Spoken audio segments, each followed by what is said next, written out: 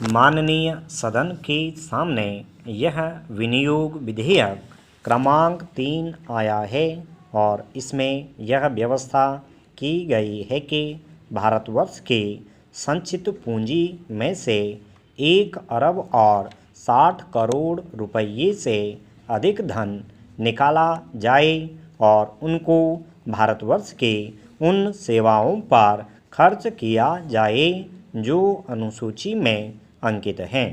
उदाहरण के लिए, जैसा कि हमारे पूर्ववर्ती मित्रों ने कहा है, संभवतः इस विनियोग विधेयक में जिन जिन कार्यों के लिए और जिन मंत्रालयों के लिए जितने धन की आवश्यकता है, उनकी यहाँ एक सूची दी गई है।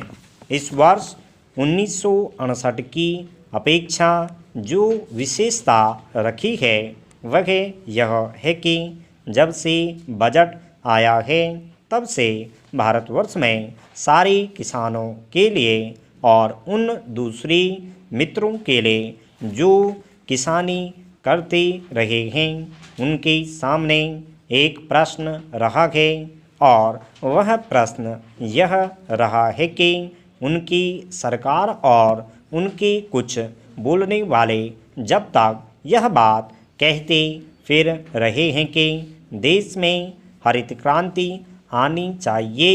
हाँ, हरित क्रांति आ रही है। इससे पूर्व भी कांग्रेस पक्ष की ओर से समय समय पर इसी प्रकार के नारे दिए गए। कभी यह भी कहा गया कि आराम हराम है, कभी यह कहा गया कि जय जवान जय किसान, और अब तीसरा नारा हरित क्रांति का आया है। हम समझते हैं कि इस नारे में कोई दम नहीं है। इस नारे में इसलिए कोई दम नहीं है क्योंकि यह नारा देखने में बहुत आकर्षक, बहुत सुंदर है, लेकिन इसके पीछे तथ्य बिल्कुल नहीं है। किसानों के ऊपर टैक्स लगाने के मंत्रिमंडल के द्वारा और कांग्रेस के अन्य मित्रों के द्वारा जो बात कही गई है, वे मित्र कभी खेती करते नहीं हैं और न खेती के बारे में जानकारी ही रखते हैं। आदरणीय, भारतवर्ष में खेती का जो सबसे बड़ा प्रश्न चल रहा है वह 2 बातों के ऊपर आधारित है और यह कृषि की समस्या न होकर खाद्य की समस्या भी है। प्रतिवर्ष हम खाद्य के रूप में बाहर से करोड़ों रुपयों का अनाज मंगाते हैं और अनाज का उत्पादन करने के लिए हम प्रतिवर्ष करोड़ों रुपये के खाद मंगाते हैं। कांग्रेस सरकार की तरफ से गत 20 वर्षों में हमारे सामने बार बार कहा गया है, यह बात दोहराई गई है कि अब भारतवर्ष में हम बहुत जल्दी खाद्य के मामले में आत्मनिर्भर हो जाएंगे। हमको खाद्य की चिंता नहीं करनी चाहिए, लेकिन कांग्रेसी मित्रों ने जितने जोर जोर से यह कहा कि हम खाद्य की समस्या सुलझा रहे हैं, उतनी ही खाद्य की समस्या उलझती गई है। जनसंख्या की जो बात कही जाती है उसके मामले में हम यह निवेदन करते हैं कि एक बार परिवार नियोजन के बारे में और जनसंख्या के बारे में जब सारे संसार में चर्चा चल रही थी तो हमारे योग्य मित्र श्री शीलभद्र याजी को याद रखना चाहिए कि उस समय रूस के पत्र प्रावदा ने आलोचना करते हुए क्या लिखा था। उसने लिखा था कि हमारे सामने यह समस्या नहीं है कि भारत में कितने आदमी बढ़ते चले जा रहे हैं, बल्कि हमारी समस्या है कि इनको क्या खिलाएंगे। महोदय, शहरी लोगों को जिनके पास खेती नहीं होती है, उनको सालाना 3,000 की आमदनी तक कोई टैक्स नहीं देना पड़ता, मगर किसानों को इस तरह की कोई छूट नहीं दी गई है। अगर किसानों को 500 रुपया सालाना आमदनी होती है तो भी उन्हें उस पर भूमि राजस्व देना पड़ता है। उनको शहर वालों की तरह टैक्स में किसी तरह की सहूलियत नहीं दी जाती है। तो यह जो अन्याय और विषमता की बात है, उसको दूर किया जाना चाहिए। देहात के आदमियों को भी शहर के आदमियों के समान भूमि राजस्व में छूट दी जानी चाहिए।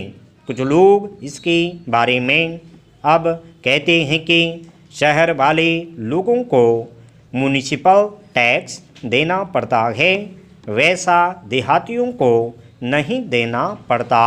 लेकिन उनका ऐसा कहना गलत है, क्योंकि गांव का जो किसान है, मजदूर है, कारीगर है या कोई भी छोटे से छोटा गृहस्थ है, उसको ग्राम पंचायत टैक्स देहातों में देना ही पड़ता है। जब वे लोग ग्राम पंचायत टैक्स देंगे, भूमि राजस्व देंगे और फिर उसकी खेती में जो पैदावार हुई उसको बेचने के लिए जब वह शहर चला जाता है, तब उसको शहरों में म्यूनिसिपैलिटी का चुंगी कर भी देना पड़ता है। इस तरह से किसानों को करों के बोझ से लाद दिया जाता है। इसकी तरफ हमें गौर करना चाहिए, देखना चाहिए और उसको जितनी सहूलियत हम दे सकते हैं देनी चाहिए। तब वह छोटा किसान पेट भरकर रोटी खाएगा, अपने बाल बच्चों को खिलाएगा और अपने देश में खेती का उत्पादन बढ़ाने की कोशिश करेगा। नहीं तो वह अगर नाराज रहा, दुखी रहा, तो हमारे देश में खेती का उत्पादन किसी हालत में नहीं बढ़ सकता। हम देखते हैं और यह हर एक को मालूम भी है कि हमारे शहरों में दिन पर दिन सीमेंट और कंक्रीट की सड़क बन रही है, डामर के रास्ते बन रहे हैं, शहर की आबादी बढ़ रही है। लेकिन देहातों में या गांव में जाइए तो आप यही देखेंगे कि हमारे बाबा दादा के समय में जो मकान हमारे कच्चे थे, फूस के थे, वे आज भी वैसे के वैसे हैं। हमारे गांव में आज भी न बिजली है, न डामर तथा सीमेंट की सड़क है। इस तरह की दयनीय अवस्था आज भी देहातों की है।